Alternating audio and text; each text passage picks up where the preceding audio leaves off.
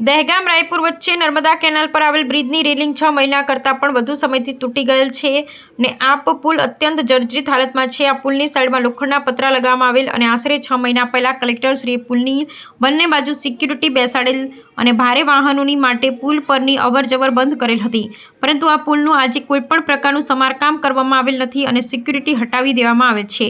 ભારે વાહનો બેફામ અવરજવર કરી રહ્યા છે, છતાં ગાંધીનગર માર્ગ અને મકાન વિભાગના જવાબદાર અધિકારીઓ કોઈ દુર્ઘટના બનવાની રાહ જોતા હોય તેમ પગ પર પગ ચડાવી અને બેસી રહ્યા છે। કલેક્ટરના પોતાના ધ્યાનમાં હોવા છતાં પોતે પણ જવાબદારીથી છટકી પોતે જાણતા જ ન હોય તેમ અજાણ બની રહ્યા છે। કલાકના 600 થી 700 વાહનો પસાર થતા પુલ પર જો કોઈ દુર્ઘટના ઘટશે તો જવાબદારી કોની? માત્ર નિર્દોષ નાગરિકોને જ મરવાનું। ગુજરાતના પાટનગરથી 12 થી 13 કિલોમીટર દૂર નર્મદા કેનાલ પરના બ્રિજની આ હાલત હોય તો જનતા સરકાર પાસે બીજું શું અપેક્ષા રાખે?